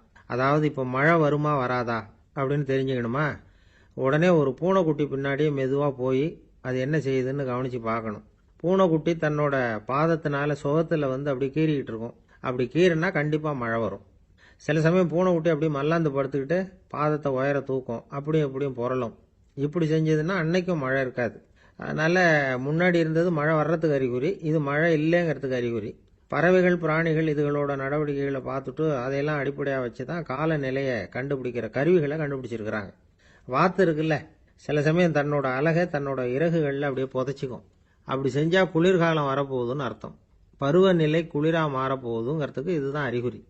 சிட்டுக்குருவி இருக்குதுல்ல, அதெல்லாம் புழுதியில் உழுந்து புரளும், சிறகுகளை வந்து படபடன்னு அடிச்சுக்கும். அப்படி செஞ்சா மழை வரப்போகுதுன்னு அர்த்தம். ஒன்று மட்டும் நாம் நல்லா தெரிஞ்சுக்கணும், இயற்கையின் சீற்றம்னு சொல்றோம் இல்லையா, இயற்கை ஏன் நம்ம மேல கோவப்படுது? இயற்கையை நாம அனுசரிச்சு போறதில்ல, அதனால கோவப்படுது. காடுகளை அழிக்கப்படாது, விலங்குகளை கொல்லப்படாது, இயற்கை ஏற்படுத்தி வச்சிருக்கிற சமநிலையை கெடுக்கப்படாது. அதை புரிஞ்சுக்கிட்டு வாழ்ந்தோம்னா பூமியும் நடுங்காது, நாமளும் நடுங்க வேண்டிய அவசியம் இருக்காது. ஒருத்தர் இருந்தார், சாராய கடைக்கு போனாராம், நிறைய சாப்பிட்டார். அப்புறம் சொன்னார், இது ரொம்ப அற்புதமான சரக்கு போல இருக்கு. உள்ள போன உடனே இந்த பூமியே நடுங்கிறது மாதிரி இருக்கு எனக்கு அப்படின்னாராம். இதுக்கு கடைக்காரர் சொல்லியிருக்கார், நீங்க சாப்பிட்டது வெறும் பச்சை தண்ணி தாங்க, இப்ப ஏற்பட்டிருக்கிறது நிஜம் பூமி அதிர்ச்சி அப்படின்னு. காசியில் இருக்கிற கடவுள் காசி விஸ்வநாதர், அங்க இருக்கிற தேவி காசி விசாலாட்சி. இவங்க 2 பேரும் ஒரு நாள் பேசிக்கிட்டு இருந்தப்போ கடவுள் சொன்னார், இந்த மனிதர்களை நாம ரொம்பவும் நம்பிக்கையோட தான் படைச்சிருக்கிறோம், இருந்தாலும் அவங்களுக்கு தான் நம்பிக்கை இல்லை, எதுலேயும் ஒரு உண்மையான நம்பிக்கை இல்லாமல் வாழ்ந்துகிட்டு இருக்கிறாங்க அப்படின்னார். என்ன அப்படி சொல்றீங்க? அதை பாருங்க, எவ்வளவு பேர் காசியை தேடிட்டு வந்து கங்கையில் குளிச்சுக்கிட்டு இருக்கிறாங்க, அவங்கெல்லாம் நம்பிக்கை இல்லைன்னா இவ்வளவு தூரம் தேடிட்டு வந்து இங்கே குளிப்பாங்களா அப்படின்னு நாங்கள் தேவி. சரி, அதை சோதிச்சு பார்க்கலாம் அப்படின்னு 2 பேரும் முடிவு பண்ணிக்கிட்டாங்க. உடனே ஒரு திட்டம் போட்டாங்க. அது எப்படின்னா, நாம் 2 பேருமே பக்தர்கள் மாதிரி உருவத்தை மாற்றிக்கிட்டு கங்கை கரைக்கு போக வேண்டியது. நான் வந்து கங்கையில் இறங்கி குளிக்கிறேன், கொஞ்ச நேரத்தில் சுழலில் மாட்டிக்கிட்டது மாதிரி நடிக்கிறேன். நீ உடனே கரையிலிருந்து சத்தம் போடும், என்னோட வீட்டுக்காரரை யாராவது காப்பாற்றுங்களேன் காப்பாற்றுங்களேன்னு சத்தம் போடும். அதோட இன்னொன்று சொல்லு, யாராவது ஒரு புண்ணிய ஆத்மா அவர்கிட்ட போய் அவருடைய முடியை பிடிச்சி இழுக்கணும். அப்படி ஒரு சாபம் இருக்குது எங்களுக்கு. புண்ணிய ஆத்மா, அதாவது எந்த பாவமும் செய்யாத இல்லாத ஒருத்தர் தான் அவரை காப்பாற்ற முடியும். அப்படிப்பட்டவங்க யாராவது வெள்ளத்தில் குதிச்சு என்னுடைய கணவரை காப்பாத்துங்கோ அப்படின்னு நீ சத்தம் போடு, கூச்சல் போடு, என்ன நடக்குதுன்னு பார்க்கலாம் அப்படின்னார் கடவுள். சரின்னு சொல்லி 2 பேருமா சாதாரண பக்தர்கள் மாதிரி கங்கை கரைக்கு வந்து சேர்ந்தாங்க. அவர் இறங்கி குளிச்சார். திட்டம் போட்டது மாதிரியே சுழலில் மாட்டிக்கிட்டது மாதிரி கத்துனார். கரையில் இருந்த அந்த அம்மா, ஐயோ என் கணவரை காப்பாத்துங்களேன், யாராவது காப்பாத்துங்களேன்னு கத்துனாங்க. பல பேர் ஓடி வந்தாங்க. உடனே இவங்க, பாவம் இல்லாத புண்ணிய ஆத்மா ஒருத்தரால தான் என்னுடைய கணவர் காப்பாற்றப்படணுங்கிறது விதி, அப்படி ஒரு சாபம் இருக்கு, அதனால புண்ணிய ஆத்மா யாராவது அவர்கிட்ட போய் அவர் முடியை பிடிச்சி தூக்கினா அவரை காப்பாற்றி கொள்ளலாம் அப்படின்னாங்க. இவங்க இப்படி சொன்னதும் எல்லாரும் திகைச்சு போய் நின்றுட்டாங்க. ஒவ்வொருத்தருக்கும் அவங்க செஞ்ச பாவம்லாம் ஒவ்வொன்றா ஞாபகத்துக்கு வர ஆரம்பிச்சுட்டுது. சரி, இதுக்கு நாம லாயக்கு இல்லை அப்படின்னு சொல்லி ஒதுங்கி போக ஆரம்பிச்சிட்டாங்க எல்லாம். இந்த சமயத்தில் யாரோ ஒருத்தர் வேகமாக ஓடி வந்தார். ஆற்றுல குதிச்சார். அவர்கிட்ட போனார், முடிய பிடிச்சார், தூக்குனார், அவரை காப்பாற்றி கரைக்கு கொண்டுட்டு வந்துட்டார். அப்படி காப்பாற்றின அந்த ஆளை இவங்க 2 பேரும் தனியாக கூப்பிட்டுக்கிட்டு ஒரு மண்டபத்துக்கு வந்துட்டாங்க. வந்து விசாரிக்கிறாங்க. நீ யாரப்பா அப்படின்னு கேட்குறாங்க. ஏதும் தெரியாத மாதிரி. நான் இந்த ஊர் அன்ன சத்திரத்தில் வேலை செய்கிற ஒரு சமையல்காரன் அப்படிங்கிறார். நீ வந்து கங்கையில் குளிக்கிறது உண்டான்னு கேட்டிருக்காங்க. நான் இந்த ஊர்லேயே தான் இருக்கிறேன், இருந்தாலும் தினமும் கங்கையில் குளிக்கிறது இல்லை, எப்பாவது ஒரு நாள் அங்கே குளிப்பேன் அப்படின்னார். கங்கையில் மூழ்கி எழுந்திரிச்சா பாவம்லாம் தொலையும்னு சொல்கிறாங்க. அப்படி இருக்கிறப்போ அங்கே இன்னைக்கு கங்கையில் குளிச்சுக்கிட்டு இருக்கிறவங்கெல்லாம் தங்களை வந்து புண்ணிய ஆத்மாவா நினைக்கல. கங்கையில் குளிக்காத நீ உன்னை வந்து புண்ணிய ஆத்மாவா நினைச்சி என்னை காப்பாற்ற வந்திருக்கிற, அது எப்படி அப்படின்னு கேட்டார். அதுக்கு அந்த ஆள் சொல்றான், கங்கையில் குதிச்சதுக்கு அப்புறம் தானே உங்களை காப்பாற்ற போறோம். அப்படி குதிக்கும் பொழுது என்னுடைய பாவம்லாம் போயிருக்கும்ல, நான் புண்ணிய ஆத்மாவா ஆயிருப்பேனே, அதனாலதான் துணிஞ்சு வந்து உங்களை காப்பாத்தினேன் அப்படின்னா. கடவுளும் தேவியும் அவனுக்கு வந்து காட்சி கொடுத்தாங்களாம். இப்படி ஒரு கதை உண்டு. அதாவது கங்கையில குளிச்சுக்கிட்டு இருக்கிறவங்களுக்கே தங்களுடைய பாவம் போகுங்கிற நம்பிக்கை பரிபூர்ணமா இல்லை. குளிக்காத ஒருத்தனுக்கு அந்த நம்பிக்கை இருந்தது. அதனால அவனால கடவுளை பார்க்க முடிஞ்சது. கடவுளை வந்து நாமளும் பார்க்க முடியுமா முடியாதா அப்படிங்கிற குழப்பம்லாம் நமக்கு வேண்டியதில்லை. நம்பிக்கையோட வாழணுங்கிற உண்மையை மட்டும் இந்த கதையிலேருந்து புரிஞ்சுக்கிட்டா போதும். ஏன்னா இந்த கதையை கேட்டுட்டு ஒரு நண்பன் குதர்க்கமா ஒரு கேள்வி கேட்டான். ஏன் சார், கங்கையில் குளிச்சா பாவம் போயிடும்னு சொல்றீங்களே, நான் எனக்கு வேண்டாத ஒருத்தனை அழைச்சிட்டு போய் கங்கையிலேயே தள்ளி விட்டுட்டு அதுக்கப்புறம் அங்கேயே முழுக்க போட்டுட்டு நான் செஞ்ச பாவத்தை வந்து அதுலேயே கழுவி விட்டுட்டு மறுபடியும் உங்ககிட்ட வந்துடுறேன்னு வச்சுக்கோங்க, நீங்கள் என்னை வந்து புண்ணிய ஆத்மான்னு ஏற்றுக்குவீங்களா அப்படிங்கிறான். ஆள் கொஞ்சம் அசந்தான் நம்மளே அங்கே அழைச்சிட்டு போனாலும் போயிடுவான். எனக்கு தெரிஞ்ச ஒருத்தர் இருக்கார். அவரு ஒரு பெரிய காவல்துறை அதிகாரி, ரொம்ப கண்டிப்பானவர். அவரை கண்டாவே எல்லாரும் பயப்படுவாங்க. அப்படிப்பட்டவர் வீட்டுக்கு போனா அப்படியே அடியோட மாறிடுவார். அங்க போய் பாத்தீங்கன்னா குழந்தைகளோட குழந்தையா அவர் விளையாடிட்டு இருப்பார். அலுவலக சமயத்துல பாத்தீங்கன்னா குதிரை முதுகுல அவர் உட்கார்ந்துருப்பார். வீட்டுல பாத்தீங்கன்னா அவர் முதுகுல குழந்தை உட்காந்துருக்கும். அவரு குதிரை மாதிரி போயிட்டு இருப்பார். இது எப்படிங்க முடியுது உங்களால அப்படின்னு கேட்டாங்க. அது ஒண்ணுமில்ல, இங்க வீட்டுக்கு வந்த உடனே என்னோட மனசை தனியா எடுத்து வச்சிருவேன் அப்படின்னார். அது என்னங்க உங்க சட்டப்பயிலியா இருக்குது மனசு, அது தனியா எடுத்து வைக்கிறதுக்கு அப்படின்னு கேட்டாங்க. அப்படி இல்லைங்க, இது ஒரு பயிற்சி, மனப்பயிற்சி, அவ்வளவுதான் அப்படின்னார். இப்படி சமயம் பார்த்து மனசை தனியா வச்சுவிட தெரிஞ்சவங்க வாழ்க்கையில எப்பவும் உற்சாகமா இருப்பாங்க அப்படிங்கிறது பெரியவங்க கருத்து. ஒரு டாக்டர் ஆஸ்பத்திரியில இருக்கிற வரைக்கும் டாக்டரா இருக்கலாம். அவர் மனைவிகிட்டையும் அவர் டாக்டரா இருக்க வேண்டிய அவசியம் இல்லை. ஒரு வக்கீல் வந்து கோர்ட்ல இருக்கிற வரைக்கும் வக்கீலா இருக்கலாம். வீட்டுக்கு வந்ததுக்கு அப்புறமும் வக்கீலா இருக்க வேண்டிய அவசியம் கிடையாது. வீட்டுல வந்து குழந்தைகள் கிட்ட விளையாடும் பொழுதும் அதுகள்கிட்ட ஃபீஸ் கேட்டுட்டு இருக்க கூடாது. நாம எப்படி இருக்கணும்னு பெரியவங்க சொல்றாங்கன்னா, மனசோட சேரப்படாதான். அப்படி சேராம வாழ்க்கையை கவனிக்கணுமா. மனசை அப்படியே தனியா எடுத்து பக்கத்துல வச்சுடணும். அப்படின்னா அதை அப்படியே தூக்கி எறிஞ்சுடு அப்படின்னு அர்த்தம் இல்லை. ஏன்னா மனசுங்கிறது நமக்கு உபயோகப்படக்கூடிய ஒண்ணுதான். எப்ப அது தேவையோ அப்பப்போ எடுத்து உபயோகப்படுத்திக்கணும். தேவைப்படுறப்போ எடுத்து கண்ணாடியை மாட்டிக்கிறோம்ல, படிக்கும் பொழுது கண்ணாடி தேவைப்படுதோ எடுத்து மாட்டிக்கிறோம் இல்லையா, அது மாதிரி கணக்கு போடுறதுக்கு மனசு தேவை. கடைக்கு போய் ஒரு பொருள் வாங்குறோம், காசு கொடுக்குறோம், மீதி சில்லறை சரியா இருக்கா அப்படின்னு எண்ணி பார்த்து வாங்க வேண்டியிருக்கு. அந்த சமயத்துல மனசை எடுத்து தனியா வச்சுட்டேன் அப்படின்னு சொல்லிட்டு இருக்க கூடாது. பரீட்சைக்கு படிக்க வேண்டியிருக்குது, படிச்சதையெல்லாம் அப்படியே நினைவுல வச்சுக்க வேண்டியிருக்கு. அந்த சமயத்துல மனசை தூக்கி எறிஞ்சுட்டேன் சார் அப்படின்னு சொல்லிட்டு இருக்க கூடாது. அப்படி சொன்னா பரீட்சை நம்மளை தூக்கி எறிஞ்சிரும். அதனால தேவைப்படுறப்போ மனசை உபயோகப்படுத்தணும், தேவையில்லாதப்போ அது தனியா ஓய்வு எடுத்துக்க விட்டுடணும். இப்படி நாம பழக்கப்படுத்திக்கிட்டா வாழ்க்கைங்கிறது நமக்கு புதுசா தெரியுமா. மனசுக்கும் ஒரு சக்தி கிடைக்கும். எந்திரங்களுக்கு ஓய்வு கொடுக்கற மாதிரி மனசுக்கும் ஓய்வு கொடுக்கணும், இல்லைன்னா அது களைச்சு போயிடும். குழந்தைகள் மனசை சுமந்துகிட்டு இருக்கிறது இல்ல.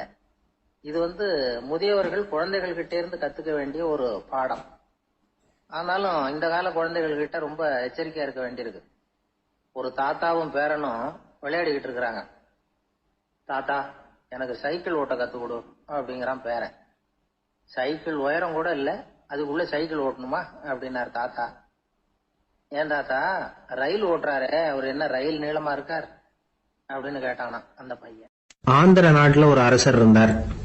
அந்த அரசர்கிட்ட ஒரு அமைச்சர் இருந்தார். அந்த அமைச்சர் பேரு ராயண பாஸ்கர். அவர் ஒரு பெரிய அறிவாளி. அது மட்டும் இல்ல, மிகச்சிறந்த கொடையாளி. யார் எது கேட்டாலும் இல்லைன்னு சொல்ல மாட்டாராம். அதன் காரணமாவே அவர்கிட்ட இருந்த செல்வம் நாளுக்கு நாள் குறைஞ்சிக்கிட்டே வந்துட்டுதான்.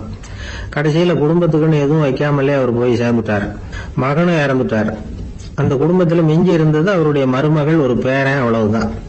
இருந்த ஒரே சொத்து பழுதடைஞ்ச ஒரு வீடு. அந்த அம்மா மற்ற வீடுகள்ல வேலை செஞ்சு தன்னுடைய பிள்ளைய படிக்க வச்சுக்கிட்டு வராங்க.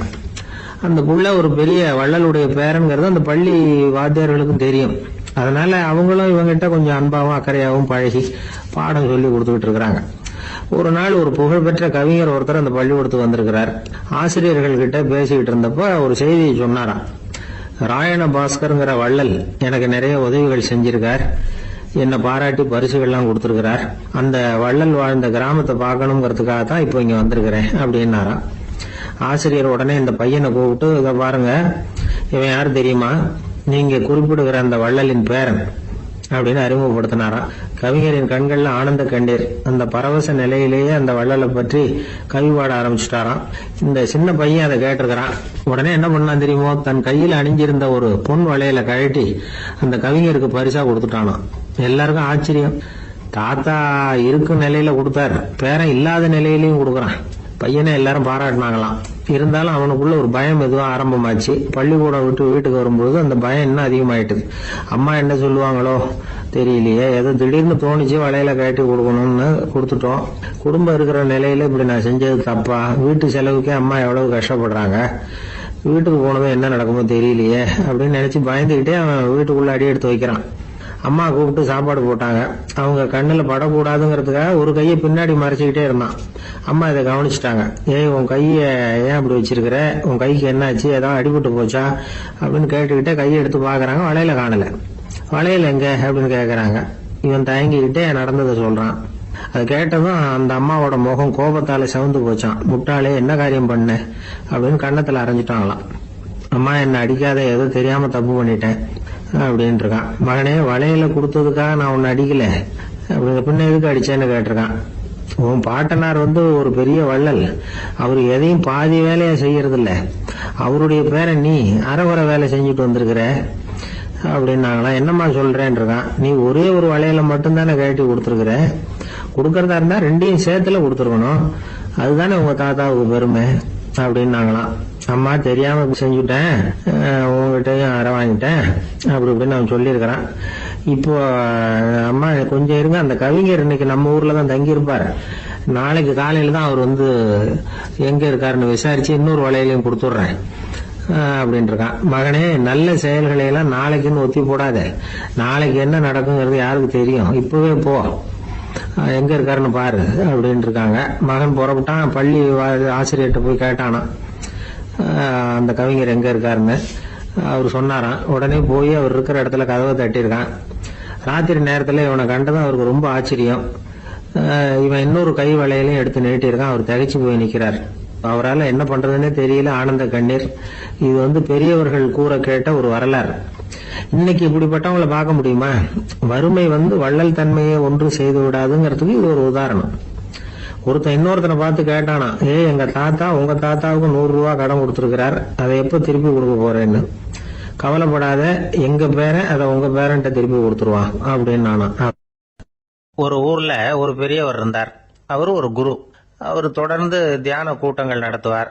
அந்த கூட்டத்துல கலந்துக்கிறதுக்காக பல ஊர்கள்ல இருந்து சீடர்கள் நிறைய பேர் வருவாங்க போவாங்க. ஒரு நாள் அங்க கூட்டம் நடந்துகிட்டு இருக்குது. அந்த சமயத்துல சீடர்கள்ல ஒருத்தன் என்னத்தையே திருடி விட்டான். மற்ற சீடர்கள் அதை கவனிச்சுட்டாங்க. இவன் ஆப்பிட்டுக்கிட்டான். கூட்டம் முடிஞ்ச பிற்பாடு இவன் திருடின விஷயத்த அந்த பெரியவர்கிட்ட போய் சொன்னாங்களாம். அவர் கவனத்துக்கு கொண்டுகிட்டு போனாங்க. ஆனா அவர் இத காதலியே போட்டுக்கல, கண்டுக்கவே இல்லை. போய் சொன்ன சீடர்களுக்கெல்லாம் ஏமாத்தமா போயிட்டுது. என்ன இது, இவ்வளவு தூரம் நாம கண்டுபிடிச்சு போய் சொல்றோம், அவரு கண்டுக்கவே மாட்டேங்கிறாரே அப்படின்னு ஒரு மாதிரி ஆயிட்டாங்க. இருந்தாலும் அதை பத்தி ஒண்ணுமே சொல்லிக்கல, பேசாம இருந்துட்டாங்க. கொஞ்ச நாள் ஆச்சு. அதே ஆளு மறுபடியும் ஒரு திருட்டுல மாட்டிக்கிட்டான். சீடர்கள் மறுபடியும் அந்த குரு கிட்ட விஷயத்த சொன்னாங்க. அவர் அப்பவும் வழக்கம் போல சும்மாவே இருந்துட்டார். இவர் இப்படி இருக்கிறத பார்த்ததும் அந்த சீடர்களுக்கு கோபம் வந்துட்டுது. உடனே அந்த சீடர்கள்லாம் ஒண்ணு கூடி பேசினாங்களாம். எல்லாருமா சேர்ந்து ஒரு விண்ணப்பம் தயார் பண்ணாங்க. அதை குருநாதர்கிட்ட கொண்டுட்டு போய் கொடுத்தாங்க. அந்த விண்ணப்பத்துல இவங்க என்ன எழுதியிருக்கிறாங்க தெரியுமா? குருநாதர் அவர்களே, உடனே திருடனவன் மீது சட்ட நடவடிக்கை எடுக்கணும். நீங்க அப்படி அவனை இங்க சேர்க்கப்படாது. நீங்க சேர்த்தீங்கன்னா நாங்க இங்க இருக்கிறத பத்தி யோசிக்க ஆரம்பிச்சிருவோம்.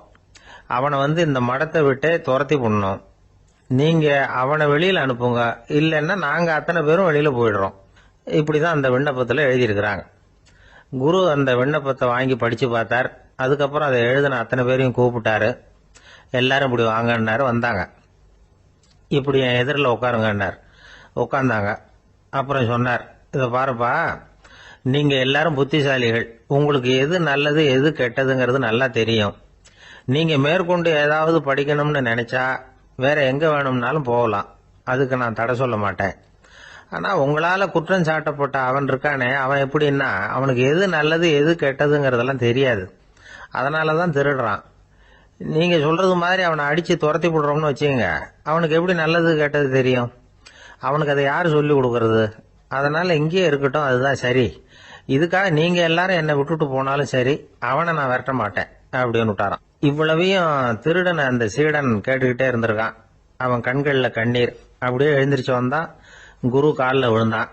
அவன் கண்ணீர்ல அவனது தீமை கழுவப்பட்டது அப்படிம்பாங்க. அதாவது சீடர்களுக்கு அந்த குருவோட பெருமை அப்பதான் புரிஞ்சுதான். ஒரு நல்ல ஆசிரியர் இருக்காருன்னு வச்சுங்க, நல்லா படிக்கிற பையனுக்கு தான் பாடம் சொல்லி கொடுப்பேன்னா அது என்ன பெரிய விஷயமா? மோசமா படிக்கிறவனையும் மாத்தி காட்டுறேங்கிறது தான் பெருமை. இந்த காலத்து குரு ஒருத்தர் ஒரு ஆசிரமம் வச்சு நடத்திட்டு வந்தார். நிறைய பேர் தினம் வருவாங்க போவாங்க. ஒரு நாள் ஒருத்தன் வந்தான். அந்த குரு முன்னாடி போய் நின்னான். ஐயா, என்ன உங்க சீடனா ஏத்துக்கணும்னா. அந்த குரு நிமிர்ந்து பார்த்தார். உன்னுடைய நோக்கம் என்னன்னு கேட்டார். ஐயா, உங்ககிட்ட கொஞ்ச நாள் இருந்தேன்னா நல்ல பழக்க வழக்கங்களை கத்துக்கலாம்.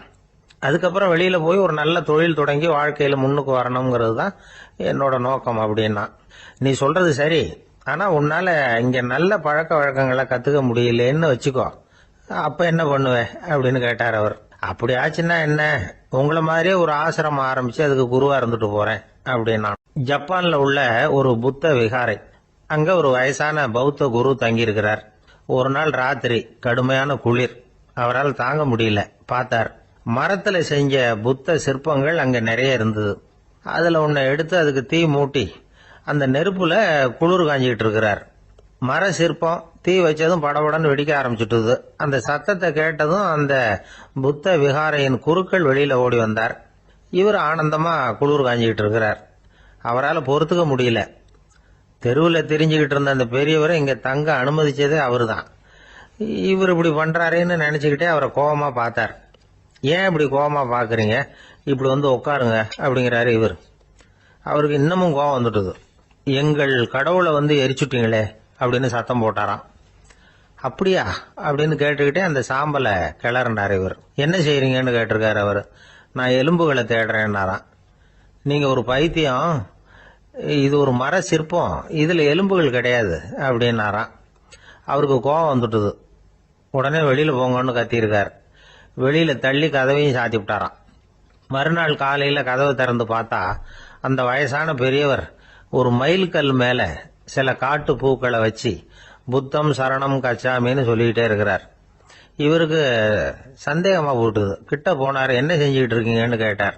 இது என்னுடைய காலை நேர பிரார்த்தனைனாராம்.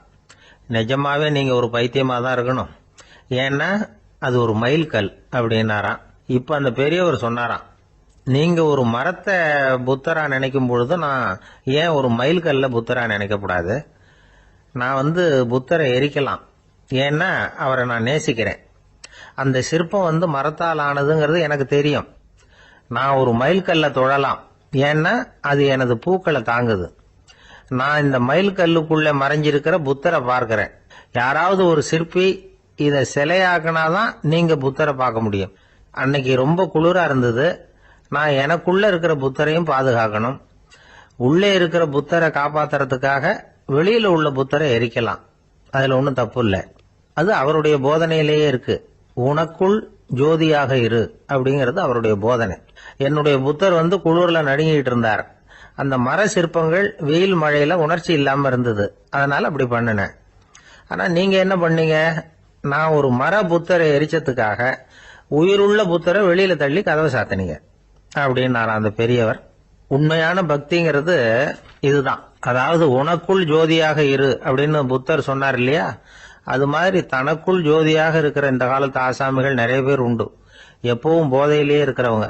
ஒரு நாள் நடு ராத்திரி ஒரு மது கடையில ஒரு ஆள் அங்குள்ள சிப்பந்திகள் கிட்ட கேட்டுட்டு இருக்கிறான். மறுபடியும் இந்த கடை எப்போ திறப்பாங்கன்னு கேட்டானா. நாளைக்கு காலையில 8 மணிக்கு திறப்பாங்க அப்படின்னு நானா அங்க இருந்த ஆள். அவன் திருப்பி திருப்பி அதையே கேட்டுக்கிட்டு இருக்கான். இவனுக்கு பதில் சொல்லி சொல்லி அலுத்து போச்சு. அதான் சொல்றேன் ஐயா, நாளைக்கு காலையில வா அப்படின்னாங்களாம். அதுக்கு இவன், நான் வர்றதுக்காக கேட்கலையா, நேத்திக்கு வந்தவன் உள்ளேயே மாட்டிக்கிட்டேன், வெளியில போறதுக்காக கேட்டேன் அப்படின்னு நானும்.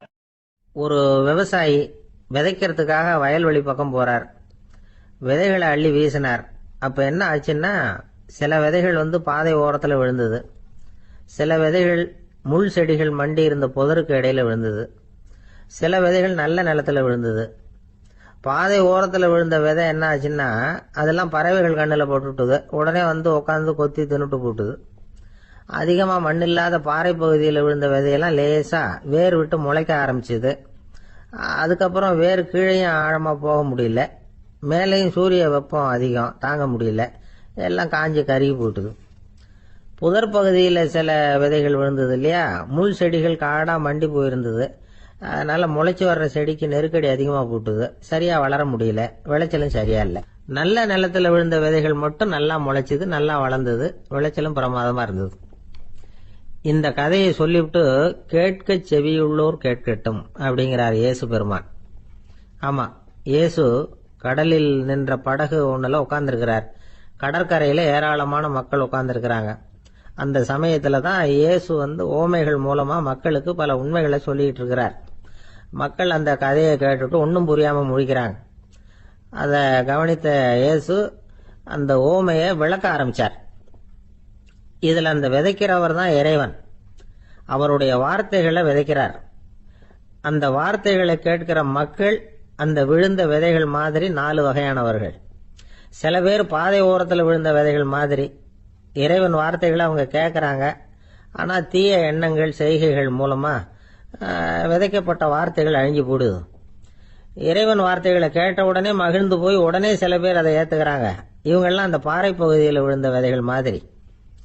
அதனால இவங்கெல்லாம் வேறு இல்லாதவங்க. கொஞ்ச காலத்துக்கு இறை வார்த்தைகளுக்கு கீழ்ப்படிந்து நடப்பாங்க. அதனால ஏதாவது இடைஞ்சல் ஏற்பட்டா உடனே தடுமாறுவாங்க. தங்கள்கிட்ட இருக்கிற நல்ல பண்புகளை விட்டுட்டு பாவ வழிகளுக்கு போயிடுவாங்க.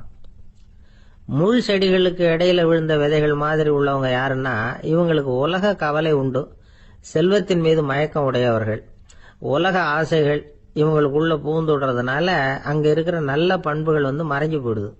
அதனால அவங்களும் உபயோகம் இல்லாதவங்களா ஆயிடுறாங்க. நல்ல மனிதர்கள் நல்ல நிலத்துல விழுந்த விதைகளுக்கு ஒப்பானவர்கள். இவங்க இறை வார்த்தையை கேட்கறாங்க, அதை ஏத்துக்கிறாங்க, அவங்களும் நல்லபடியா வாழறாங்க, அடுத்தவங்களுக்கும் உபயோகமா இருப்பாங்க. இதுதான் இயேசு சொன்ன விளக்கம். நல்ல வார்த்தைகளை கேளுங்கள், நல்ல வார்த்தைகளை ஏற்றுக்கொள்ளுங்கள், அடுத்தவங்களுக்கு உபயோகமா இருங்க. இதுதான் பெரியவங்கள்லாம் நமக்கு சொல்லுகிற உபதேசம். ஒரு அப்பா தன்னுடைய மகனுக்கு உபதேசம் பண்ணார். இத பாருப்பா, நல்ல வார்த்தைகளை கேட்கணும், எப்போதுமே மகன் அப்பா பேச்ச கேட்கறது நல்லது அப்படின்னாராம். நீ ஏதாவது ஒரு தப்பு பண்ணா என் தலையில ஒரு முடி நரைச்சி வெள்ளையா போடும்பா, நீ செய்யற ஒவ்வொரு தப்புக்கும் என் தலையில ஒவ்வொரு முடி வெள்ளையாயிடும் அப்படின்னாராம்.